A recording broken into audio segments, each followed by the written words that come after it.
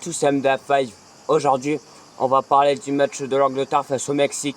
Un score qui s'est fini à 3-2.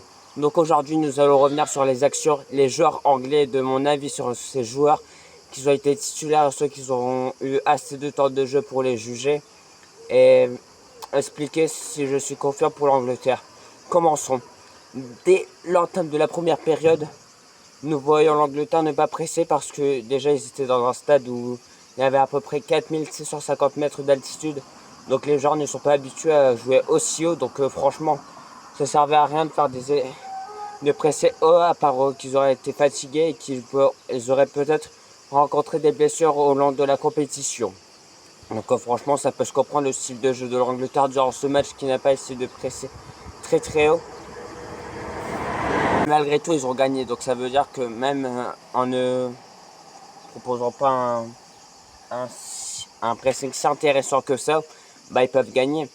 Notamment sur un score de 3-2. Franchement, Jude Bellingham durant ce match, il était incroyable, exceptionnel, franchement. Doublé pour sa part.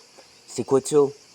En plus, il aurait pu avoir un triplé si Harry Kane aurait laissé tirer le troisième sur penalty.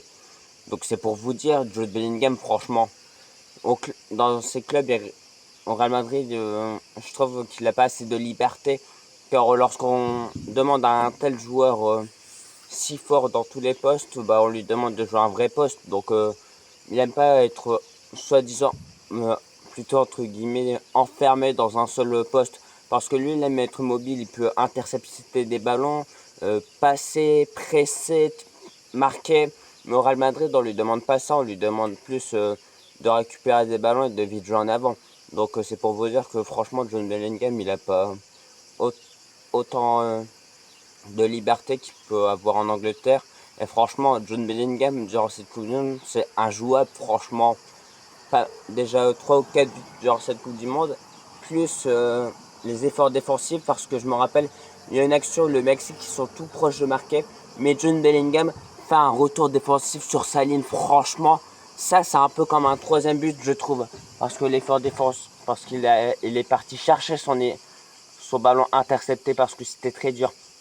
Mais oui, Jude Bellingham, ce qui est bien avec ce joueur, c'est qu'il n'a pas besoin d'énormément d'occasions pour finir. C'est ce qu'on lui demande, comme vous me direz, mais Jude Bellingham, franchement, excellente Coupe du Monde. Et le style d'Harry Kane, et je pense que c'est un des seuls neufs à proposer ce tel football de jouer 6, 8, 10, défenseur gauche, défenseur central. Franchement, Harry Kane, même statistiquement cette saison, son compte Coupe du Monde plus club, il a 73 buts durant. Franchement, Harry Kane, je sais pas combien de buts il va s'arrêter après la Coupe du Monde, mais franchement, Harry Kane, il est trop fort ce mec.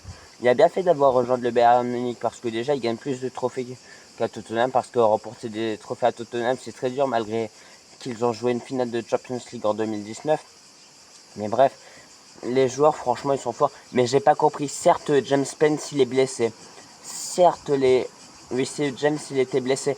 Mais pourquoi tu fais jouer Kansa alors que même Chalobah, il a fait une meilleure saison et il est plus grand et plus solide. Donc franchement, je sais pas ce qu'il a, Thomas Tuchel, avec le mec qui s'est pris un carton rouge. Mais franchement, heureusement que ça n'a pas pénalisé l'Angleterre parce que ça aurait pu les mettre dans le mal. Hein. Mais le doublé de Jude Bellingham est juste exceptionnel. Franchement, Jude, t'es un joueur hors norme. Parce que son doublé, déjà, il est très beau.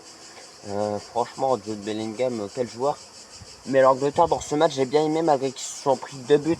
Après le Mexique, ça joue à domicile et avec l'altitude. Donc, faut prendre les arguments qui ont fait que le Mexique a marqué 2 buts.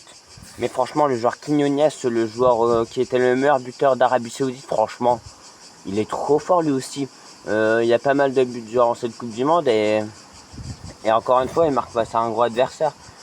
Et pour moi, c'était le match de la Coupe du Monde 3-2. Franchement, ça allait d'un but à l'autre. Donc c'est pour vous dire que clairement, ce match, il était juste exceptionnel, franchement. J'ai rien à dire de ce match qui était juste sensationnel.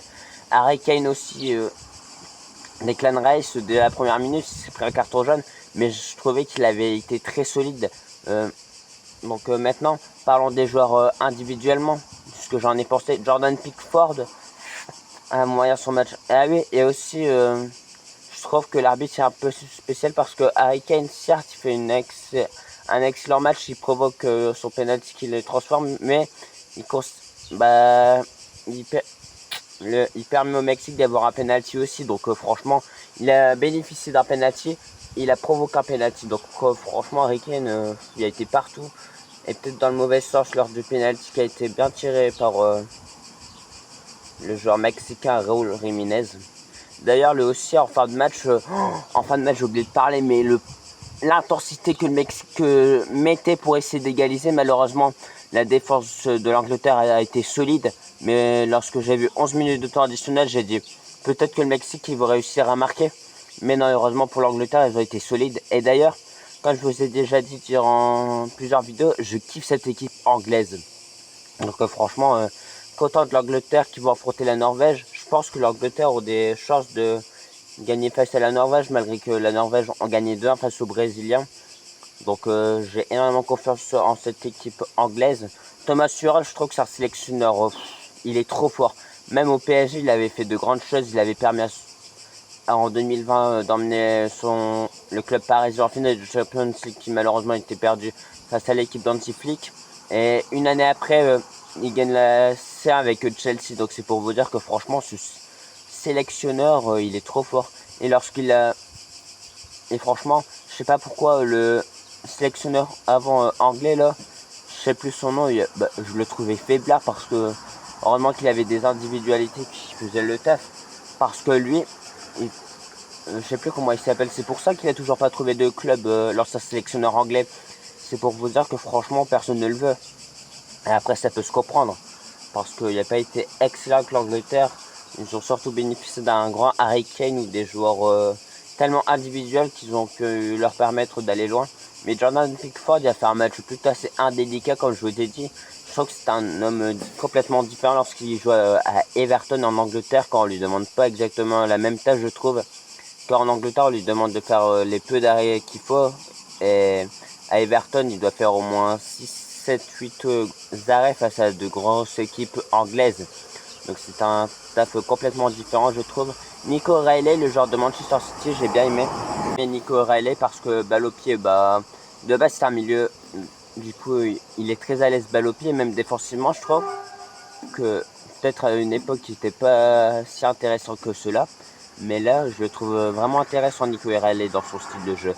La défense elle a été plutôt assez bonne je trouve. Marguerite franchement quelle chance pour Manchester City de l'avoir parce que franchement certes c'est un défenseur central mais il gagne beaucoup de fautes.